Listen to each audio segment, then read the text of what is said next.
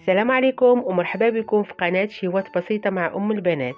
كنتمنى تكونوا بخير وعلى خير وانتم كتشاهدوا هذا الفيديو بمناسبة شهر رمضان الكريم. جيت اليوم نقدم معكم الشباكية اللي ما كتخطى حتى شي طبلة مغربية. كنتمنى تعجبكم الوصفة وكنتمنى تجربوها، وما تنسونيش بلايك وتعليق واشتراك محفز باش يوصلكم كل جديد. رمضان كريم. على بركة الله كنبداو الوصفة. انا استعملت جوج مقادير، يعني 2 كيلو ديال الطحين. ممكن تستعملي نصف المقادير وكديري كيلو ديال الطحين. عندنا 2 كيلو ديال الطحين مغربل طبعا. عندنا واحد 100 غرام ديال الزبده، ما يعادل 4 المعالق ديالنا. عندنا كاس ديال الزيت النباتي،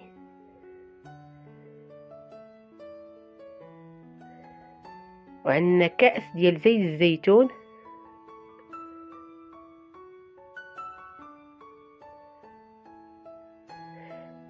واحد 2 خمارات ما يعادل 14 غرام.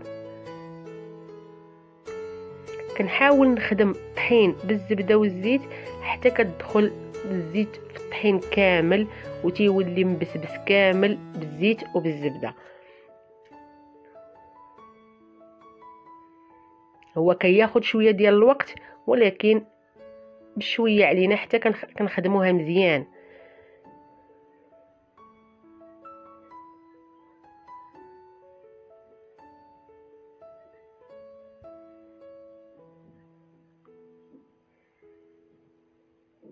هنا الطحين ديالنا كله ولا فيه الزيت والزبده. كنحطوه في الجانب وكناخذوا اناء واحد اخر كنخلطوا فيه المقادير الاخرين. عندنا جوج لايف ديال الزنجلان اللي تيكون محمر ومطحون مزيان. عندنا جوج لايف ديال اللوز اللي تيكون مفسوخ ومطحون من بعد ما نشف، ما كنقليوه ما حتى شي حاجه، تيكون باقي خضر وتنطحنوه حتى هو مزيان باش ما تقطعش لينا العجينه. عندنا نص كاس ديال الخل،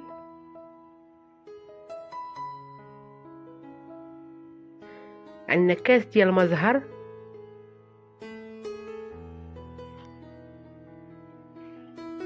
عندنا 2 معالق ديال النافع. ممكن انك تستعملي القرفه، ممكن انك تستعملي حبه حلاوه، انا ما درتهمش. عندنا بيضه وحده،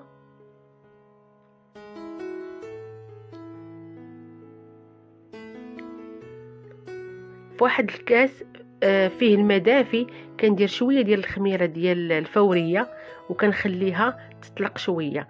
ما نكتروش الخميره الا كانت يدينا بوحدنا، يعني ان كنا غنخدموا بوحدنا.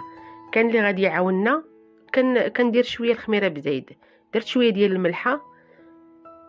انا هنا يدي بوحدي، يعني درت غير شويه ديال الخميره باش ما تخمر لياش العجينه. من بعد ما طلقت لي العجينه كنديرها 2 ضامات ديال الزعفران، نسمه ديال الزعفران، فيهم زعفران الحر والزعفران ملون.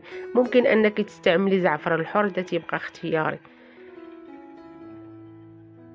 كنخلط الخليط كامل باش كل شيء يدخل في بعضياته، ما تيبقاش الاختلاف بين اللوز او الزنجلان.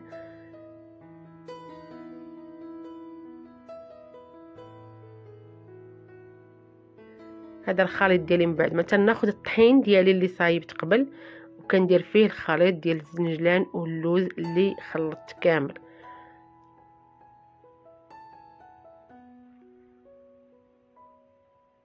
كنحاول ندخل الخليط ديال الزنجلان واللوز في الطحين مره اخرى.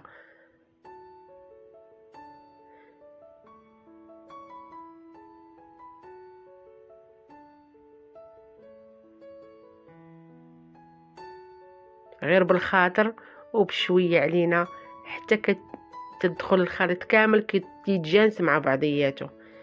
من بعد كنجمعو بالماء دافي. كنبقى نستعمل شويه بشويه، ما نديرش الماء بزاف باش ما تجينيش العجينه مرخوفه. الا جات العجينه مرخوفه غتعذبني في الخدمه وما غتعاونيش في التشباك. نحاول ان العجينه نخليها قاصحه شويه وشاده شويه في راسها.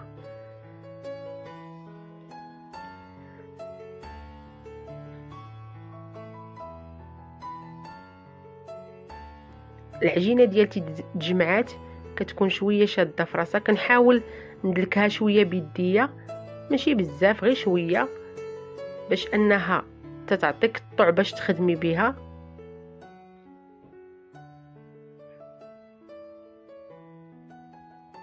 كنقطعها قطع على حساب الخدمه ديالتي.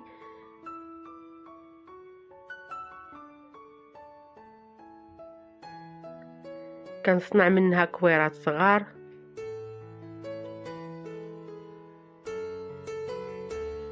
كنديرها في بلاستيكه ونخليها، ما نخليهاش مده طويله حيت انا دايره فيها الخميره غادي تخمر ليا، يعني ما بيد ما نوجد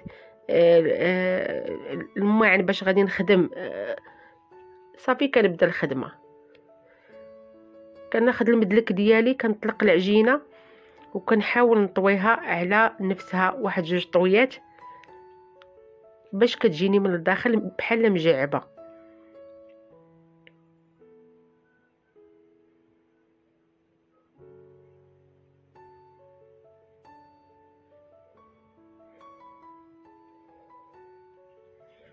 هذه طويتها حطيتها، هذه كنت طويتها قبل، وغادي نطلق العجينه ديالتي.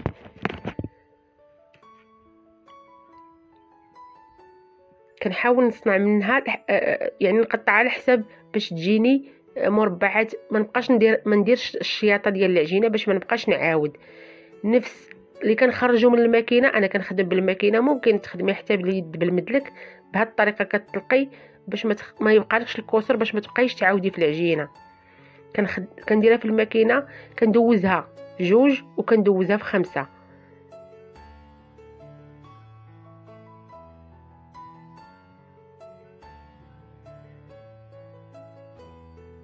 كنقطع العجينه ديالتي، كندير 4 ديال الخطوط وال5 كنقطع بين العجينه والعجينه، 4 د الخطوط وال5 نقطع.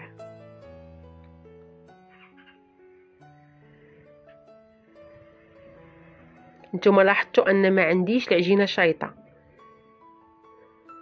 طريقه الطي كناخذ الوحده ونحط وحده، كناخذ وحده ونحط وحده، والاخرانيه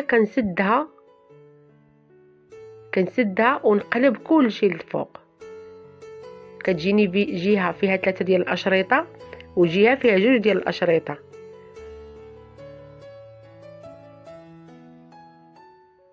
وهذا هو الشكل ديالها. نعاود معكم الطريقه. كنشد شريط ونطلق شريط، ونشد شريط ونطلق شريط. الشريط الاخراني كنجمع ليه القناه ديالو وكنقلبها. كتجيني جهه فيها 3 د الاشرطه وجهه فيها 2 ديال الاشرطه. هي كنقادهم، كنحط واحد على واحد وكنجمع الجناب. كان عندي الزيت كنحيدو.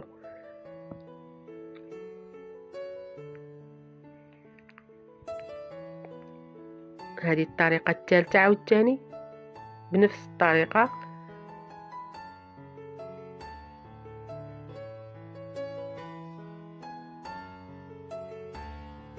كاينين طرق كثيره، كل واحد يدير الطريقه اللي كتجيه سهله وكيعرف يطوي بها وكتجيه سهله في الخدمه. انا وجدت الشباكيه ديالتي كامله، كنخدمها كامله حيت انا يدي بوحدي، كنخدمها كامله وعاد كنبدا نقلي.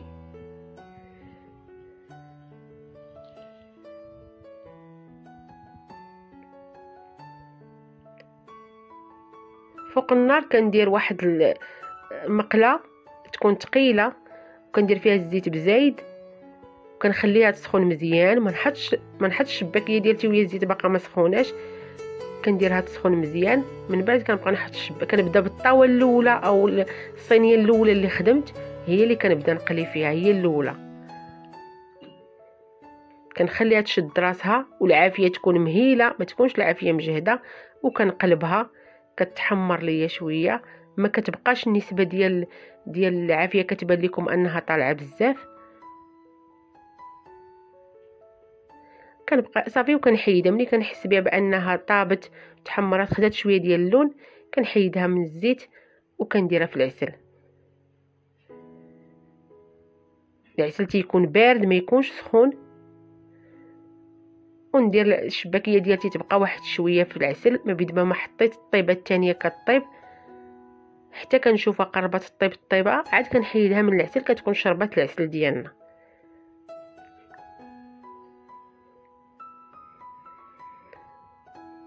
هنا الشباكيه في العسل، وهنا الشباكيه كتقطر كنديرها في واحد الكسكاس اولا شي حاجه كتقطر، وكندير تحت منها واحد المقيله باش داك العسل ديالنا كيهبط لتحت. وهذه الشباكيه ديالنا كنستفوها في قصريه كما كانوا الوالدين ديالنا كيديروهم. وهذا هو الشكل النهائي. كنتمنى الوصفه ديالنا تكون عجباتكم، وكنتمنى انكم تجربوها. هي كتجي هشيشه وكتجي مجعبه وشاربه العسل. مبروك عواشركم، ويدخل عليكم هذا الشهر بالصحه والسلامه وباش ما تمنيتو وبطولة العمر. وشكرا بزاف اللي وصلتوا حتى لهنا، وما تنساونيش بلايك وتعليق واشتراك باش يوصلكم كل جديد، وشكرا على المتابعه.